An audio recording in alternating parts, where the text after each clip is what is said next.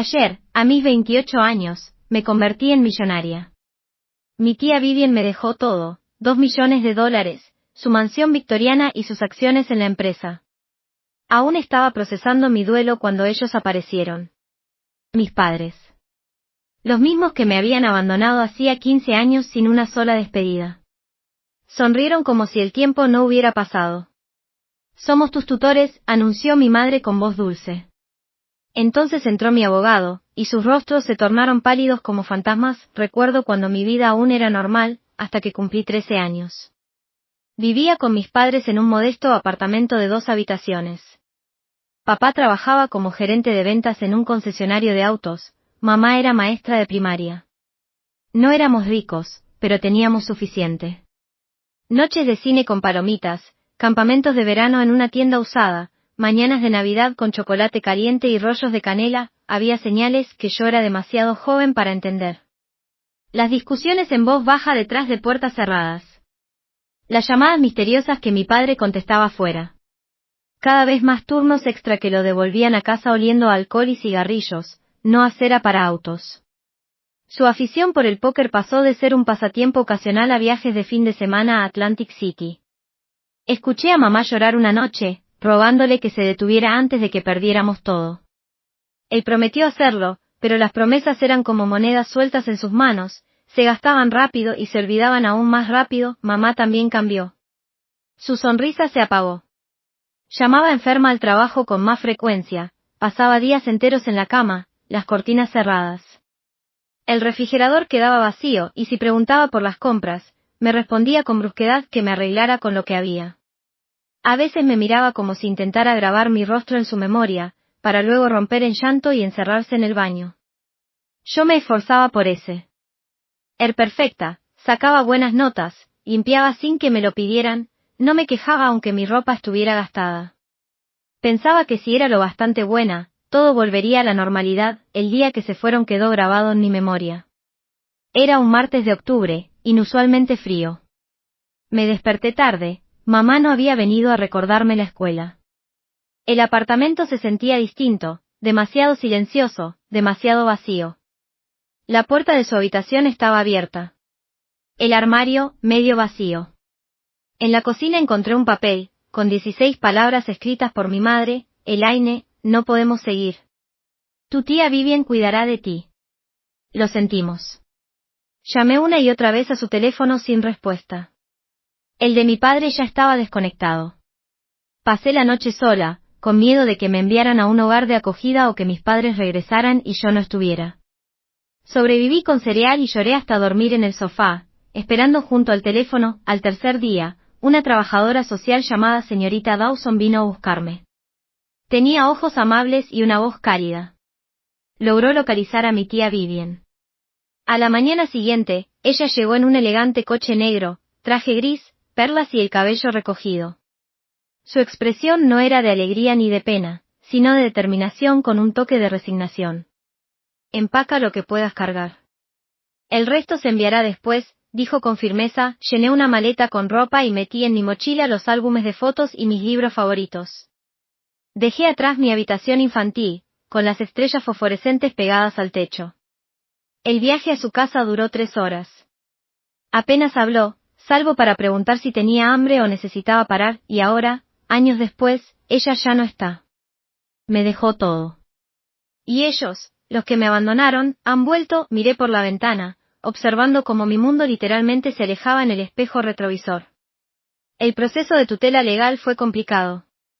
Hubo audiencias, entrevistas con jueces, más trabajadoras sociales y evaluaciones psicológicas.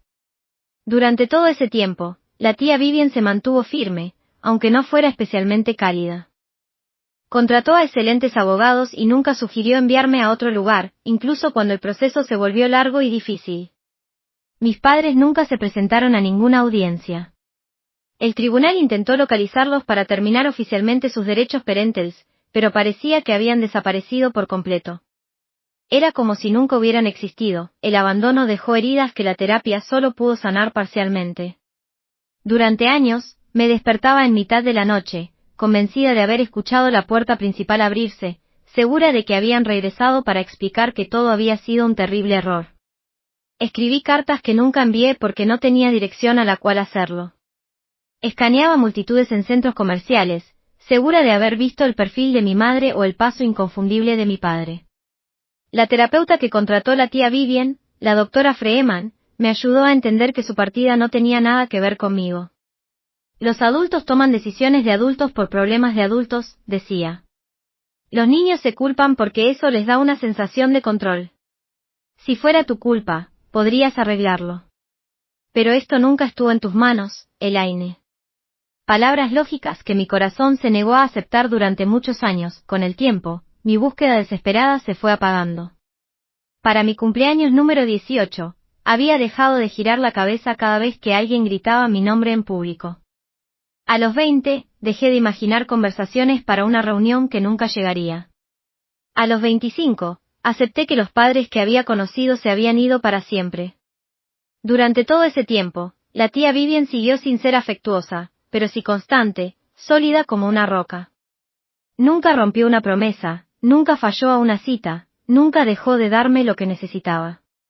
Era un tipo de amor distinto al que había perdido, pero era real. Mudarse a la casa de la tía Vivian fue como trasladarme a un país extranjero.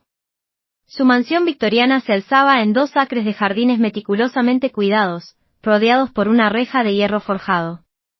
Mi dormitorio era más grande que todo nuestro antiguo apartamento, con pesadas cortinas de terciopelo y una cama con dosel que me hacía sentir en un drama de época. Las reglas eran muchas y estrictamente aplicadas. Desayuno a las 7 en punto, camas hechas antes de salir a la escuela. Prohibido llevar zapatos sobre el piso de madera.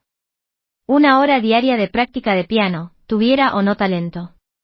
Las tareas, siempre en el escritorio, nunca en la cama o el sofá. En la cena debía incluirse al menos un tema de actualidad y un logro personal. Nada de televisión entre semana. Rompí cada regla durante el primer mes, probando límites, quizá con la esperanza inconsciente de que me enviara lejos antes de que pudiera volver a ser abandonada. Pero la tía Vivian nunca amenazó con deshacerse de mí. Cada infracción tenía consecuencias lógicas. Llegar tarde al desayuno implicaba quedarse sin comer y recibir un recordatorio de que la cocina cerraba a las 7:30. Tareas incompletas significaban planes de fin de semana cancelados hasta cumplir con sus estándares. Detrás de su exterior rígido, a veces dejaba ver algo inesperado. Como aquella vez que me encontró llorando sobre una foto de mis padres el día de su boda, y en lugar de reprenderme por vivir en el pasado, me tendió un pañuelo y se sentó a mi lado hasta que las lágrimas cesaron. O cuando suspendí un examen de matemáticas pese a haber estudiado horas, y en vez de cuestionar mi inteligencia, contrató un tutor para mí. La tía Vivian había construido su fortuna a partir de una pequeña herencia, transformando una tienda local de artículos para el hogar en una cadena de 30 boutiques de decoración de lujo en 3 estados. Trabajaba largas horas, pero siempre regresaba para cenar, a menudo. Llevando trabajo para continuar después. Los fines de semana me llevaba a sus reuniones de negocios, esperando que observara y aprendiera. Mira cómo negocian las personas, me decía. Fíjate en quién habla primero, quién cede puntos, quién mantiene el contacto visual. Los negocios son psicología humana aplicada al comercio. La educación era un valor supremo para ella. Cuando la escuela pública local resultó insuficiente, me inscribió en Westfield Academy, un colegio privado con clases reducidas y altas exigencias. La transición fue difícil. Mi antigua escuela no me había preparado para ese nivel académico, y los demás estudiantes venían de familias adineradas con experiencias muy distintas a las mías. Al principio, me pasaba horas en mi escritorio intentando ponerme al día. Hubo noches en las que quise rendirme, convencida de que jamás encajaría en ese mundo de privilegios, pero la tía Vivian no aceptaba rendiciones. Tus circunstancias cambiaron sin que tú hicieras nada, me dijo una noche en que sollozaba sobre problemas de geometría. Pero tu respuesta a esas circunstancias es completamente tu elección. Puedes aprovechar esta oportunidad o desperdiciarla. La decisión es tuya, pero te advierto que no invierto en causas perdidas. No era el consuelo cálido que yo deseaba, pero su pragmatismo directo me dio firmeza. Con mi asignación contraté a un tutor entre compañeros y formé grupos de estudio. Para el 3er año, había conseguido entrar en el cuadro de honor. La llegada de las solicitudes universitarias trajo un nuevo tipo de estrés. Yo quería ir a la universidad estatal, donde planeaban matricularse varios amigos, pero la tía Vivian insistía en que considerara instituciones más prestigiosas. Tus amigos no están pensando en su futuro, dijo. Están pensando en prolongar su vida social. Tú debes pensar estratégicamente en tu carrera. Nuestra mayor discusión surgió por esta diferencia de visión. Yo la acusé de querer controlar mi vida. Ella replicó que estaba desperdiciando mi potencial por miedo a salir de mi zona de confort. Nunca pedí ser tu proyecto, grité. Y yo nunca pedí ser tu tutora, respondió con frialdad. Sin embargo, aquí estamos. Estoy tratando de darte opciones que tus padres nunca tuvieron. Eso me dejó en silencio, y en la quietud que siguió hizo algo inédito, me habló de la infancia de mi padre. Tu padre era brillante, dijo en voz baja. Podía resolver problemas complejos de matemáticas en su cabeza, pero nuestros padres no podían pagar la universidad. Él trabajó en una gasolinera mientras yo obtenía la beca. Me guardó rencor durante años. Comenzó a jugar para hacerse rico rápido, ya que la educación dejó de ser una opción. Tu madre era igual de inteligente, pero limitada por las circunstancias. Estoy tratando de romper ese ciclo contigo. Fue la primera vez que habló de mis padres sin juicio ni ira. Me dio una ventana a sus vidas que nunca antes había tenido y me ayudó a comprender su aparente frialdad al exigirme académicamente. Solicité ingreso en 7 universidades y fui aceptada en 5. Finalmente, elegí la Universidad Northwestern para estudiar negocios y marketing. La tía Vivian pagó la matrícula sin quejarse, aunque sabía que era una suma considerable. La universidad trajo consigo una nueva libertad y desafíos. Me uní a clubes, hice amistades diversas y descubrí talentos que jamás pensé poseer. Tenía un don para el diseño y la estrategia de marketing que complementaba la visión financiera que la tía Vivian me había inculcado. Mis veranos los pasaba haciendo prácticas en su oficina central, aprendiendo cada aspecto del negocio, desde la gestión de inventario hasta las relaciones con proveedores. Nuestra relación evolucionó durante esos años universitarios. La distancia física permitió que surgiera una cercanía emocional. Nuestras llamadas de los domingos se volvieron menos formales, a veces incluso con risas compartidas. Cuando me gradué con honores, el orgullo en sus ojos era inconfundible, aunque se limitó en público a un firme apretón de manos y un solo asentimiento. Volví a vivir a su casa tras la graduación, ocupando un puesto como directora de marketing en su empresa. Desarrollamos una rutina cómoda, 2 mujeres independientes compartiendo espacio y comidas ocasionales. Salía con alguien de vez en cuando, pero la tía Vivian desalentaba sutilmente cualquier relación que pudiera distraerme de avanzar en mi carrera. Entonces, hace 2 años, todo volvió a cambiar. La tía Vivian fue diagnosticada con cáncer de páncreas. El pronóstico fue malo desde el principio, pero enfrentó la enfermedad con la misma disciplina y determinación que aplicaba a todo. Todos morimos, dijo cuando me derrumbé al conocer el diagnóstico. Las únicas variables son cuándo y cómo usamos el tiempo antes de que eso suceda. Siguió trabajando mientras pudo, transfiriéndome responsabilidades a medida que su fuerza disminuía. Poco a poco, nuestros roles se invirtieron. Yo era quien imponía los horarios de medicación, organizaba citas médicas y me aseguraba de su buena alimentación. En sus últimos meses, surgió una inesperada ternura. Una noche, mientras la ayudaba a acostarse, me tomó la mano con fuerza repentina.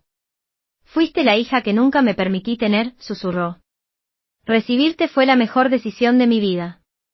Murió plácidamente mientras dormía, 8 meses después del diagnóstico. El funeral fue pequeño, con la asistencia principalmente de socios de negocios y algunos parientes lejanos. De pie junto a su tumba, comprendí que ella se había convertido en mi verdadera madre en todo lo que realmente importa. El duelo fue, por momentos, abrumador. La casa resonaba con vacío. A veces me sorprendía escuchando pasos que ya no llegarían o guardando artículos que pensé que podrían interesarle. Pero continué dirigiendo el negocio como ella me enseñó, honrando su legado con acciones más que con palabras. No esperaba volver a ver a mis padres biológicos, hasta que la lectú. Del testamento lo cambió todo. 3 semanas después del funeral recibí una carta formal de Harold Thompson, abogado de la tía Vivian por más de 30 años. La lectura del testamento estaba programada para el martes siguiente a las 10 de la mañana en su oficina del centro. La carta mencionaba que estarían presentes todas las partes interesadas, pero asumí que se refería solo a mí, quizá, a algún socio o a organizaciones benéficas incluidas por Vivian. Thompson era un hombre distinguido, de unos 70 años, con abundante cabello plateado y gafas de montura metálica por las que miraba por encima, no a través. Su oficina olía a cuero y libros viejos, con paneles de madera oscura y un escritorio imponente que probablemente había sido testigo de miles de documentos que cambiaron vidas. Llegué 15 minutos antes, vestida con un traje azul marino que la tía Vivien habría aprobado. Thompson me recibió cordialmente, volvió a darme el pésame y mencionó que esperábamos a unas cuantas personas más antes de comenzar. Me senté en uno de los sillones de cuero, hojeando sin atención una revista de negocios. La puerta se abrió y levanté la vista, esperando ver a uno de los ejecutivos de Vivien. El tiempo pareció detenerse. En el umbral estaban dos personas que me había convencido de que quizá nunca volvería a ver, mis padres. Mi padre había envejecido dramáticamente. Su cabello, antes espeso y oscuro, ahora era ralo y completamente gris. Profundas arrugas descendían de su nariz a su boca y sus hombros se inclinaban hacia adelante como si cargara un peso invisible. Había ganado al menos 20 kilos, su antigua figura atlética ahora era blanda y redondeada.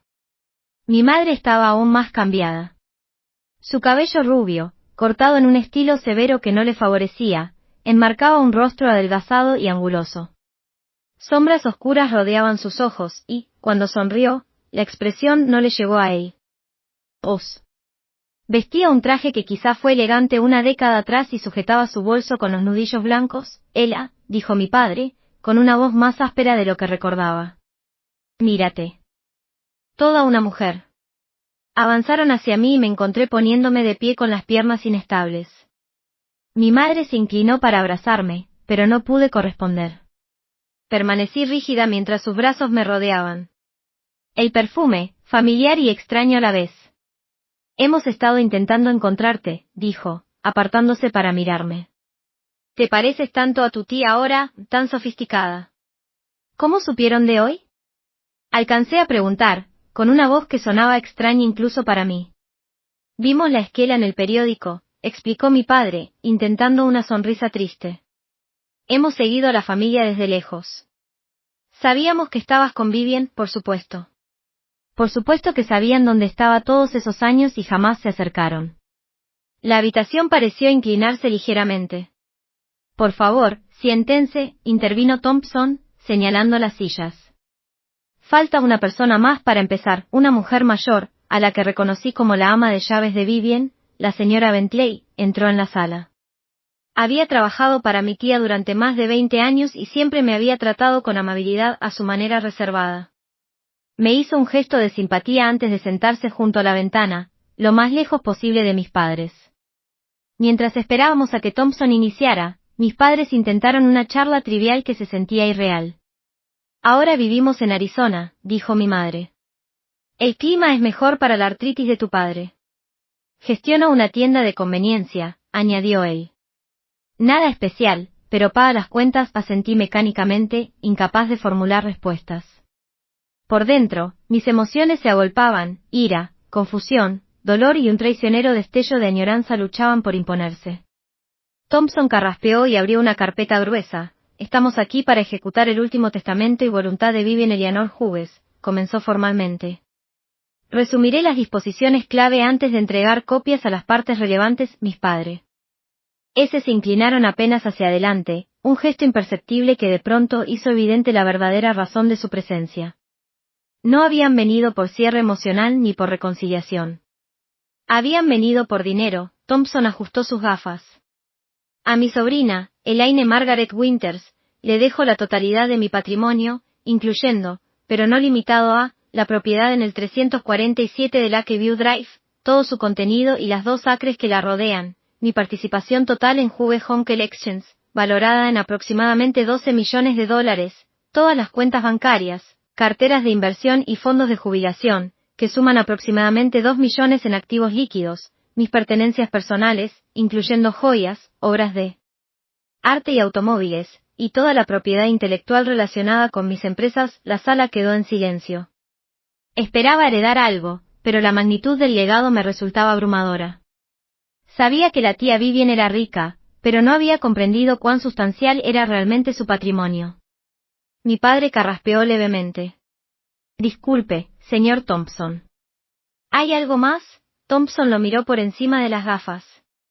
Hay algunas disposiciones menores para empleados de largo tiempo, dijo, asintiéndose la señora Bentley, y directrices detalladas para donaciones benéficas anuales provenientes de las ganancias de la empresa.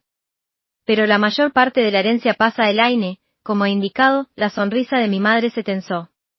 Bueno, esto es una gran responsabilidad para alguien tan joven, comentó, dándome una palmadita en la mano con un gesto que se sentía invasivo más que afectuoso. Afortunadamente, como sus padres, estamos en posición de ayudar. Thompson alzó una ceja pero no dijo nada. Legalmente hablando, añadió mi padre, con fingida naturalidad, dado que Elaine era menor cuando Vivien la acogió y nunca hubo una terminación formal de nuestros derechos parentales, seguimos siendo sus tutores legales. Estaríamos encantados de ayudar a administrar estos bienes hasta que Elaine tenga más experiencia de vida. El pánico que me atravesó fue visceral e inmediato. Tras 15 años de silencio, querían controlar mi herencia. Abrí la boca para objetar, pero Thompson habló primero. Creo que hay algo de confusión sobre el estatus legal aquí, dijo con calma. Quizás deberíamos continuar esta conversación mañana, cuando pueda tener toda la documentación relevante preparada. ¿Les parece a las 2:00? Mis padres intercambiaron una rápida mirada antes de que mi padre asintiera. Está bien. Nos alojamos en el Westmont Hotel, en el centro. Podríamos almorzar antes, Elaine, para ponernos al día. Antes de que pudiera responder, Thompson se puso de pie. Si me disculpan, necesito unos momentos con Elaine para tratar asuntos confidenciales relacionados con sus responsabilidades inmediatas. Mis padres vacilaron, claramente reacios a irse sin asegurar su posición. Entonces nos vemos mañana, querida, dijo mi madre de nuevo, buscando un abrazo que no pude corresponder.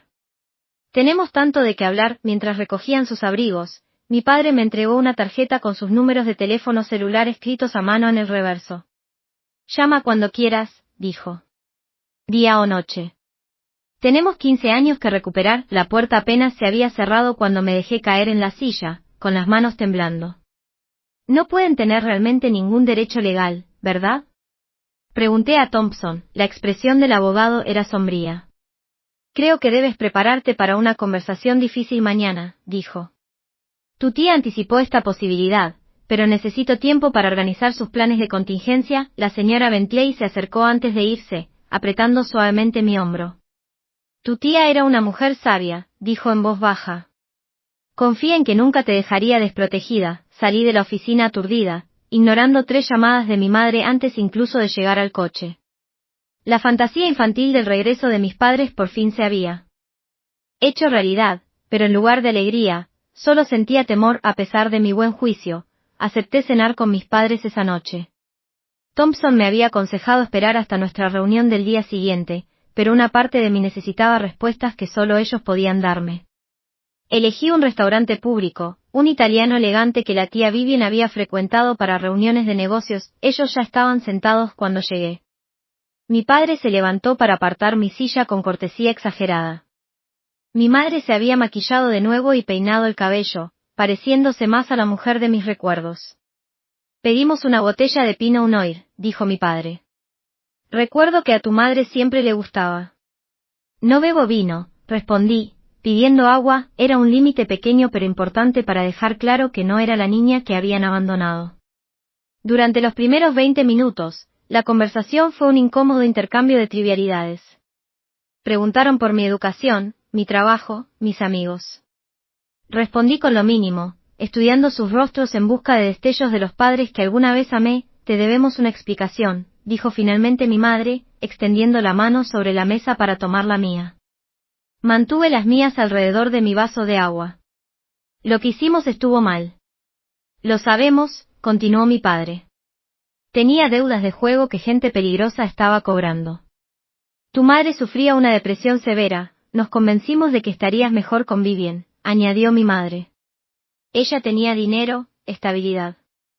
Nosotros no teníamos nada que ofrecer más que disfunción. Se tenían a ustedes mismos, dije en voz baja. Eso era todo lo que quería. Mi padre bajó la vista al plato. Busqué ayuda para mi adicción. Llevo 8 años limpio. Tu madre encontró finalmente la medicación adecuada. Hemos construido una vida modesta pero estable. Pensamos en acercarnos tantas veces, dijo mi madre, con lágrimas acumulándose. Pero nos avergonzábamos. Y con el tiempo, era más difícil saber cómo cerrar esa distancia. Dijeron que sabían que yo estaba con la tía Vivian, les dije. ¿Cómo? Intercambiaron una mirada antes de que mi padre respondiera. Llamamos a servicios sociales unos 6 meses después de irnos. Confirmaron que estabas con familia y que estabas bien. Revisamos cada pocos años después de eso. La idea de que hubieran hecho estas consultas esporádicas sin intentar un contacto real me revolvía el estómago. Habían aliviado su conciencia lo suficiente como para seguir con sus vidas. Nos hemos arrepentido de nuestra decisión todos los días, insistió mi madre, con una lágrima resbalando por su mejilla. Verte ahora, exitosa y hermosa, me rompe el corazón por habernos perdido verte crecer. El camarero trajo los platos principales, interrumpiendo brevemente la tensión emocional. Cuando se retiró, mi padre cambió el rumbo de la charla. Vivian hizo un gran trabajo contigo, dijo, enrollando pasta en su tenedor. Mejor de lo que nosotros podríamos haber hecho, y ahora te ha dejado asegurada de por vida. Solo la casa debe valer 2 millones en el mercado actual, añadió mi madre, con aparente casualidad, más la empresa. Es mucho para alguien de tu edad. Llevo años ayudando a dirigir la empresa, afirmé con frialdad. Claro que sí, dijo mi padre con tono tranquilizador. Pero hay una diferencia entre ayudar y tener la responsabilidad total. Las cuestiones legales pueden ser abrumadoras, sin mencionar las implicaciones fiscales. Los impuestos de sucesión pueden ser asfixiantes sin la orientación adecuada, aportó mi madre. Los observé con atención, notando cómo alternaban entre apelaciones emocionales y preocupaciones financieras. El patrón se estaba volviendo claro. Podríamos ayudarte, ofreció mi padre. Hemos tenido nuestras luchas, pero hemos aprendido mucho sobre gestión financiera por las malas. Es una perspectiva interesante para alguien que abandonó a su familia por deudas de juego, comenté. Vi que mi padre se estremecía, pero se recuperó rápido. Esas experiencias me enseñaron lecciones valiosas. Ahora conozco todos los escollos que evitar. Mi madre se inclinó hacia adelante. Tenemos un modesto condominio en Phoenix con una segunda hipoteca. Las facturas médicas han sido difíciles. El tratamiento de la artritis de tu padre no está totalmente cubierto por el seguro. ¿Qué es exactamente lo que están pidiendo? Pregunté con franqueza. Parecieron sorprendidos por mi directitud. Otro recordatorio de que ahora trataban con una adulta, no con la niña que habían dejado atrás. No estamos pidiendo nada, dijo mi padre, sin mucha convicción. Solo queremos volver a ser parte de tu vida, ayudarte si podemos.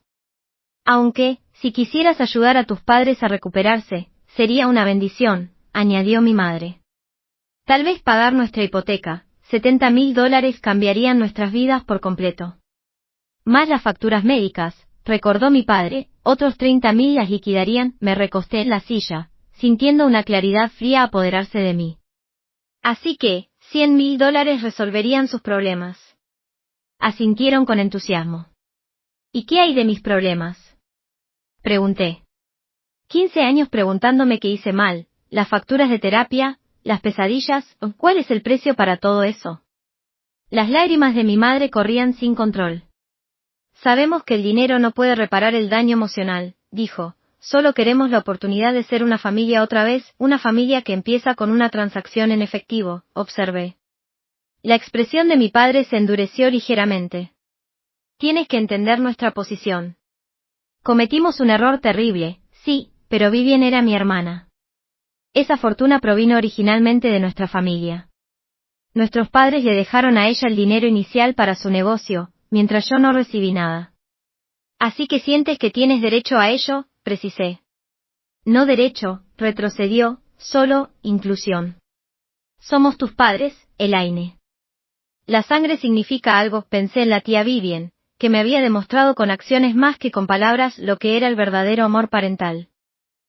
Sí, la sangre significa algo, pero las acciones significan más, respondí. El resto de la cena siguió en el mismo tono, oscilando entre manipulación emocional y sugerencias financieras. Para el postre, ya habían mencionado otras deudas y propuesto que quizá quisiera sumarlos a mi equipo en la empresa con generosos salarios. Al despedirnos, mi madre me abrazó otra vez y susurró, piensa en lo que realmente significa la familia, cariño. Todos cometemos errores. Conduje a casa envuelta en una neblina de confusión. Su historia contenía elementos de verdad, recordaba la depresión de mi madre, las ausencias de mi padre. Pero había algo ensayado en su explicación, en el momento tan oportuno, en su atención inmediata hacia el dinero. Cuando llegué a casa, había un mensaje en mi contestador de un número desconocido. Señorita Winters, soy Sandra Kelly.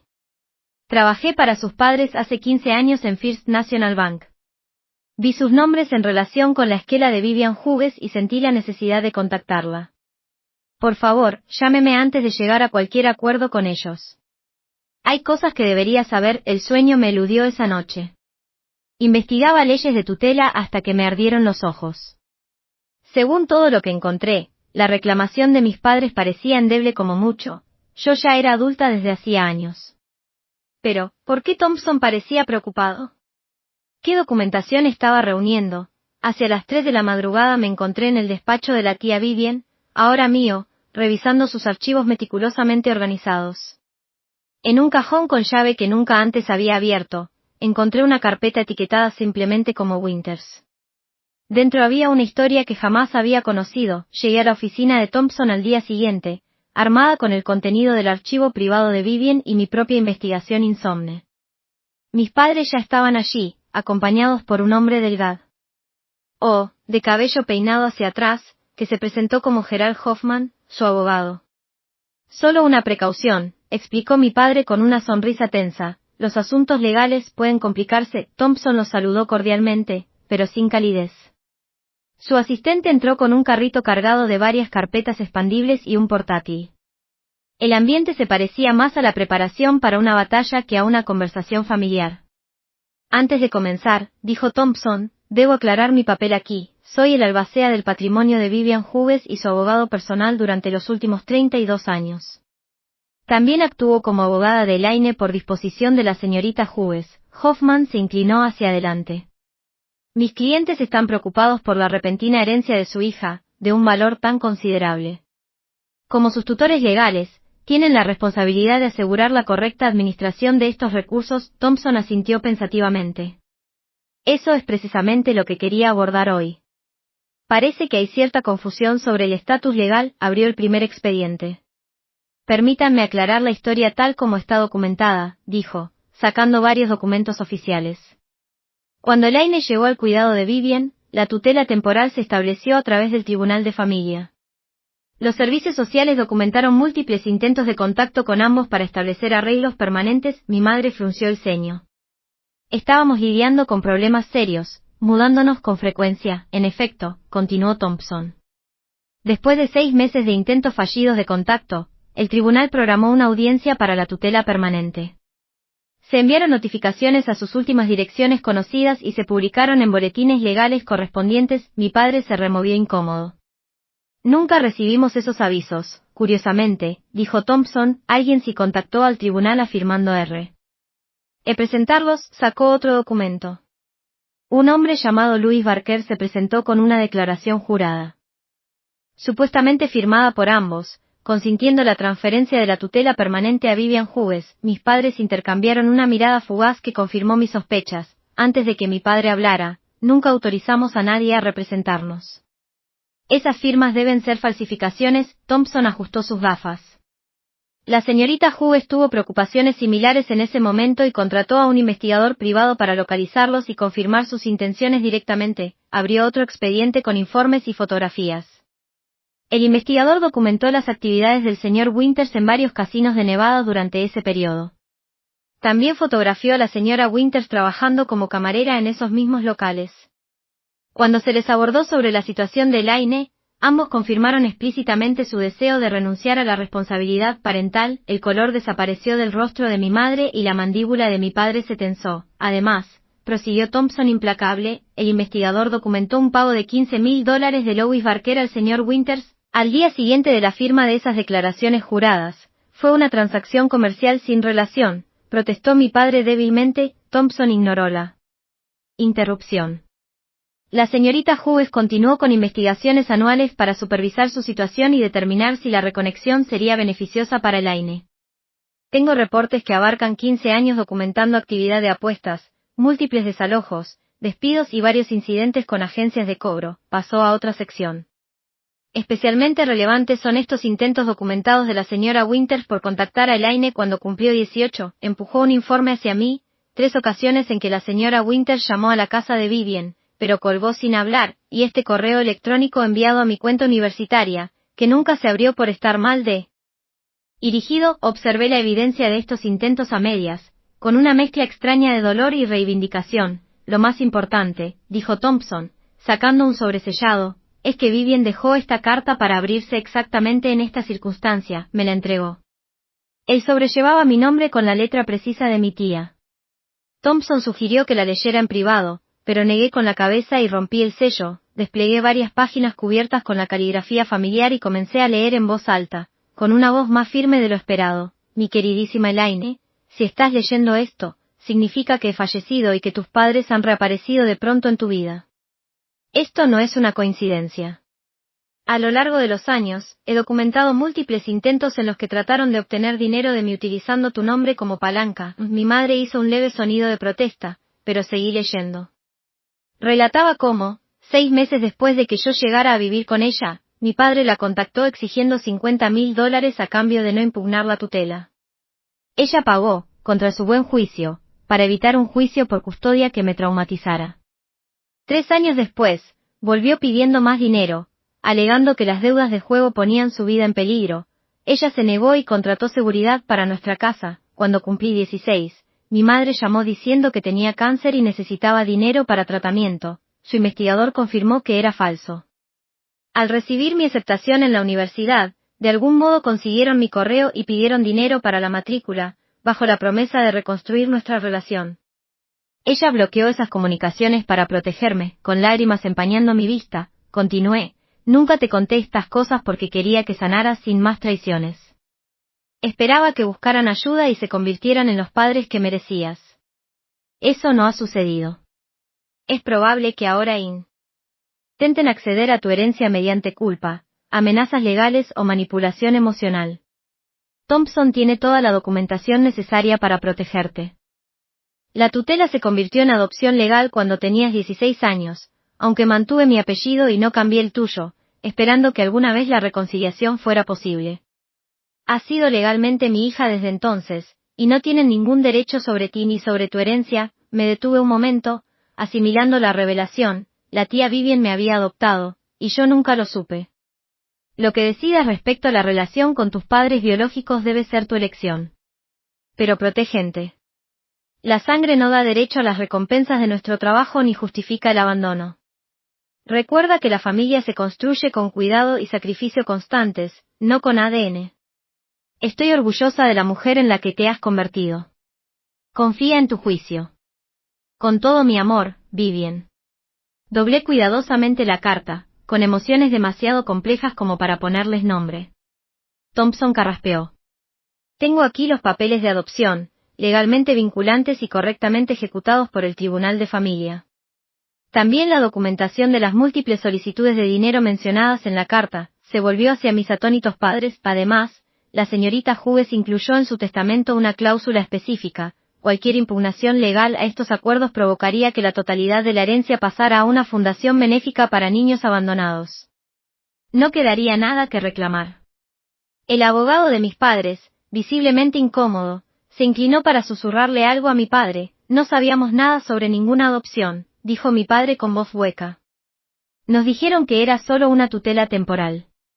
¿Por quién?, preguntó Thompson con tono cortante. Por servicios sociales, insistió mi madre. Todas las comunicaciones están documentadas en estos archivos, replicó Thompson, dando una palmada sobre una gruesa carpeta, incluidas las copias firmadas por ustedes dando su consentimiento. El rostro de mi padre se ensombreció. De ira. Esto es ridículo. Nos pagaron y nos robaron a nuestra hija. Creo que las cámaras de seguridad de esta oficina están grabando su arrebato, observó Thompson con calma, lo cual contradice directamente su declaración anterior sobre falsificación y podría constituir una admisión de haber aceptado dinero a cambio de transferir los derechos parentales. Mi padre se puso de pie de golpe. Esto no ha terminado. Tenemos derechos, papá, dije, sintiendo extraña la palabra en mi boca después de tantos años. Encontré el archivo de Vivian anoche. También sé sobre las otras familias. Su expresión vaciló. ¿Qué otras familias? Los Peterson en Colorado, los Galinska en Oregón, y otras 3 familias a las que se acercaron, fingiendo ser parientes de personas recientemente fallecidas con fortunas. Parece que abandonar hijos e intentar lucrar con sus herencias ha sido su patrón por bastante tiempo. Mi madre comenzó a llorar con fuerza. Eso no es cierto. Cometimos errores contigo, pero jamás. Vivien lo documentó todo, interrumpí, agotada de su actuación. Incluso tiene grabaciones de sus llamadas exigiendo dinero. ¿De verdad creyeron que me dejaría desprotegida? La rabia de mi padre dio paso al cálculo. Escucha, Elaine, esto es un malentendido terrible. Podemos resolverlo como familia, sin abogados ni acusaciones. Creo que hemos terminado aquí, dije, poniéndome de pie. Thompson, ¿hay algo más que deba hacer legalmente hoy? No, respondió. La herencia pasa a ti sin obstáculos. Tus padres no tienen base legal para impugnar el testamento ni la adopción. Entonces quiero que se marchen, Elaine, por favor, suplicó mi madre. Solo danos una oportunidad para explicarnos. 15 años, dije en voz baja. Tuvieron 15 años para explicarse. Esperaron hasta que había dinero de por medio. Eso me dice todo lo que necesito saber. Thompson presionó un botón en su escritorio y 2 agentes de seguridad aparecieron en la puerta. Estos caballeros los acompañarán a la salida, informó a mis padres. Cualquier contacto futuro con la señorita Winters deberá hacerse a través de mi oficina. No pueden hacer esto, gritó mi padre, con el rostro enrojecido. Ella es nuestra hija. No, lo corregí. Fui su hija. Ahora soy de Vivien.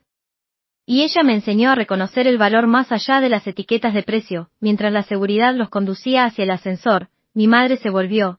Esta no es la persona que criamos. Te dimos la vida.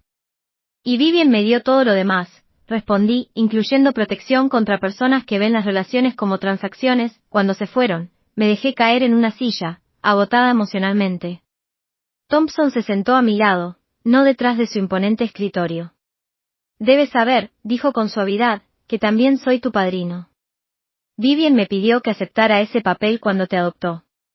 Le prometí que seguiría velando por ti después de su partida. Esa conexión inesperada con mi tía trajo lágrimas frescas. ¿Por qué nunca me habló de la adopción?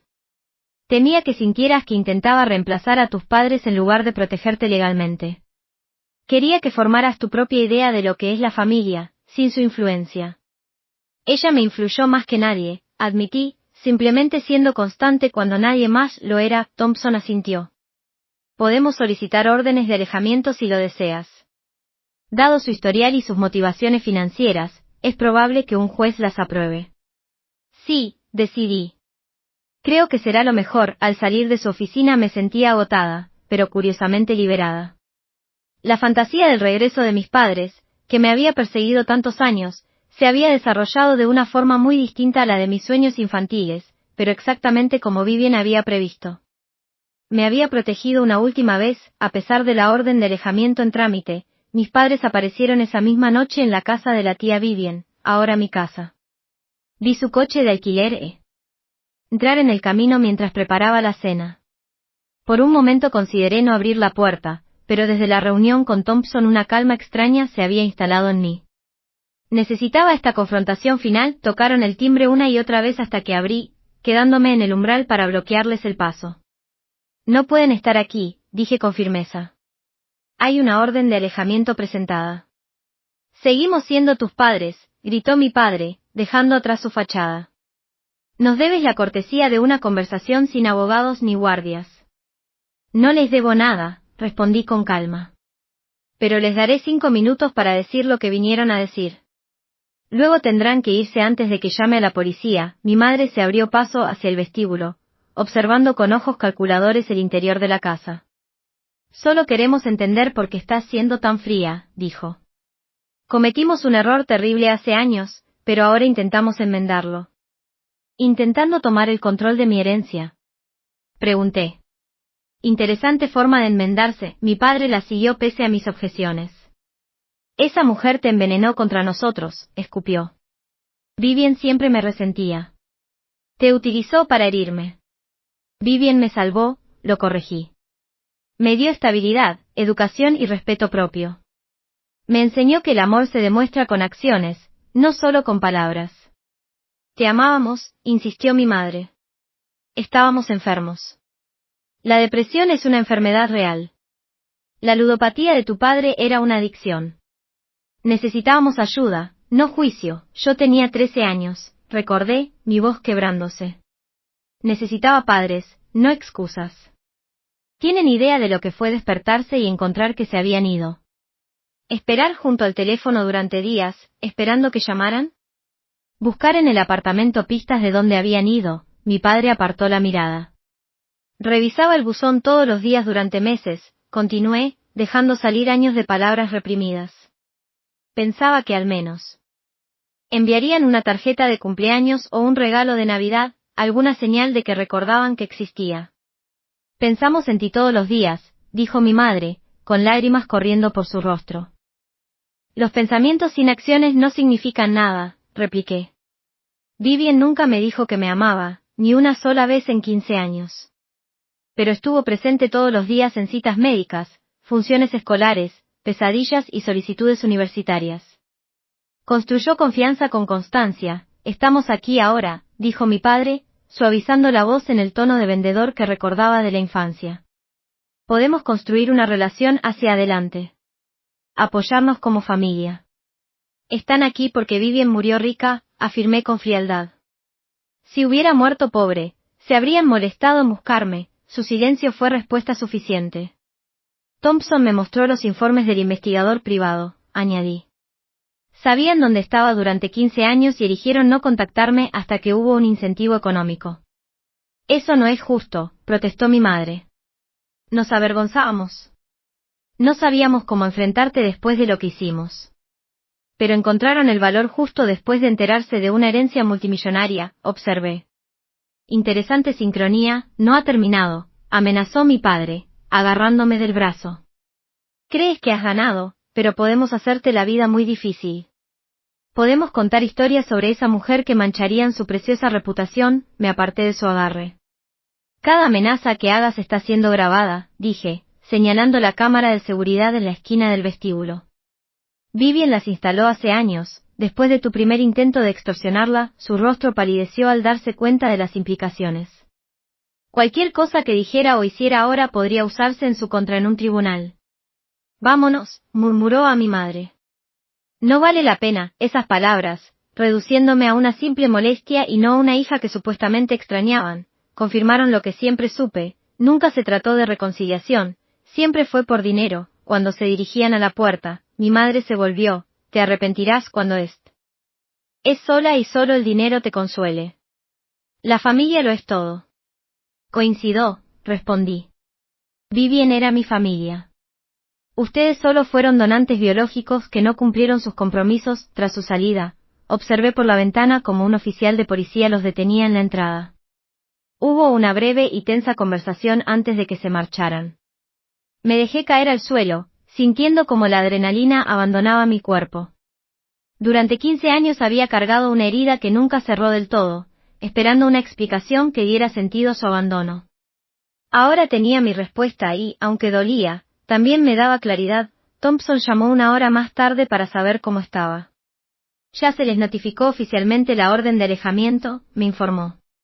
No pueden acercarse a menos de 150 metros ni contactarte directamente. Dijeron que esto no había terminado, le comenté. Podrían causarme problemas. Amenazas vacías, me aseguró. La documentación que tenemos haría que cualquier intento legal fuera inútil, incluso podría acarrearles responsabilidades penales. Colgamos y comencé a recorrer la casa de la tía Vivien con nuevos ojos, el comedor formal, donde me enseñó modales en la mesa, el despacho, donde revisábamos juntas los informes de negocios, el jardín, donde a veces se unía a mí para tomar café en silencio. En su habitación, a la que no había entrado desde su muerte, encontré una pequeña caja de madera en la mesilla. De noche que nunca antes había notado. Dentro había objetos que me dejaron sin aliento, boletines escolares, fotos de la escuela, recortes de periódicos sobre premios académicos, incluso el programa de mi graduación universitaria con mi nombre resaltado. Debajo de esos recuerdos había otro sobrecerrado con mi nombre. A diferencia de la carta formal que me entregó Thompson, esta estaba escrita en su papelería personal. Elaine, nunca he sido buena para expresar emociones. Mi generación y mi crianza desalentaban tales demostraciones, pero al enfrentar mi mortalidad, lamento esta limitación. Así que diré claramente lo que debí decir hace años. Te amo, no por obligación o deber, sino por quien eres.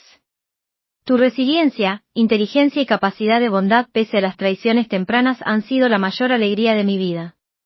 No te di la vida, pero verte vivir ha sido mi privilegio. Los papeles de adopción se firmaron hace años, no para protegerte, sino para mi tranquilidad. Quería que el mundo supiera que eras mi hija en todos los sentidos que importan. Sé buena, sé sabia, sé feliz. Mamá. Esa última palabra, nunca pronunciada en vida, rompió algo dentro de mí. Lloré esa noche, no por los padres que habían vuelto con motivos egoístas, sino por quien nunca reclamó el título, pero lo había ganado por completo. Han pasado 6 meses desde esa confrontación final con mis padres biológicos. Según Thompson, regresaron a Arizona después de un intento fallido de contactar a un periódico local con supuestas revelaciones sobre Vivian. El editor, viejo amigo suyo, llamó de inmediato a Thompson. Ahora la casa se siente realmente mía. He pintado algunas habitaciones, reorganizado muebles y añadido toques que reflejan mi estilo, siempre respetando la elegancia de Vivian. El comedor formal ahora es también mi oficina, con grandes monitores sobre la mesa de caoba donde ella organizaba cenas de negocios. La empresa sigue prosperando bajo mi dirección. He implementado estrategias de modernización que ella resistía, especialmente en marketing digital y gestión de inventario. Nuestra presencia en la web ha crecido y hemos abierto 2 nuevas sucursales. Los empleados que la respetaban han trasladado esa lealtad hacia mí y muchos dicen ver su influencia en mi forma de dirigir. Tal vez el proyecto más significativo ha sido fundar la Fundación Vivian Hughes para la reunificación familiar. Con parte de la herencia, creé una organización sin ánimo de lucro que apoya a niños que han sufrido abandono o separación familiar. Ofrecemos terapia, oportunidades educativas y vivienda de transición para jóvenes que salen del sistema de acogida. A través de la fundación, he conocido a otros con historias similares a la mía. Algunos lograron reconciliarse con sus familias biológicas. Yo, en cambio, he encontrado mi paz en el legado que ella me dejó y en la familia que elegí construir. Otras personas han creado familias elegidas a partir de amigos y mentores. Cada recorrido es único, pero el hilo común es la necesidad humana de relaciones estables y constantes. Mi propia terapia ha continuado, ahora centrada menos en el abandono original y más en procesar las complejas emociones que provocó el regreso de mis padres y sus verdaderas motivaciones. La doctora Freeman me ha ayudado a entender que el cierre a veces llega de formas inesperadas. La fantasía de la reconciliación suele cumplir un propósito en el proceso de sanación, pero la realidad rara vez coincide con esa fantasía. A veces, el mayor crecimiento surge de aceptar lo que no puede arreglarse y construir algo nuevo. Hace 3 meses recibí una carta de mi madre. A diferencia de sus comunicaciones anteriores, esta no contenía peticiones ni exigencias, solo un simple reconocimiento del daño causado y una expresión de arrepentimiento que, por primera vez, parecía genuina. No he respondido aún. Puede que nunca lo haga.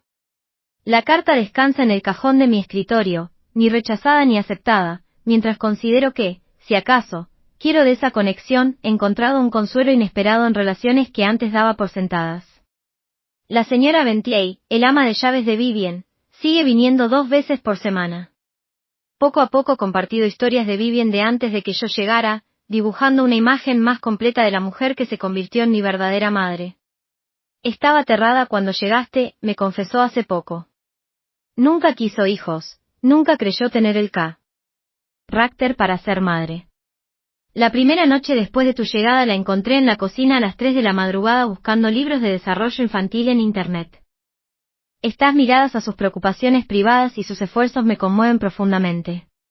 Asumió una responsabilidad que nunca buscó, pero la cumplió con su característica minuciosidad y compromiso. Thompson también se ha convertido en una presencia habitual en mi vida, uniéndose a mí para cenar cada mes y ofreciendo orientación tanto en asuntos de negocios como personales. Como mi padrino, ha adoptado un papel más cercano y afectuoso del que su anterior formalidad sugería posible. Vivian estaría orgullosa, me dijo hace poco mientras revisábamos el primer informe trimestral de la fundación. No solo de tu destreza empresarial, sino de tu resiliencia. Siempre temió que tus experiencias tempranas te volvieran amargada o desconfiada. En cambio, has canalizado esa experiencia para ayudar a otros, he empezado a salir de nuevo después de dejar a un lado el romance durante la enfermedad de Vivian y las complicaciones legales posteriores. Nada serio por ahora, pero me acerco a las relaciones con límites y expectativas más claros.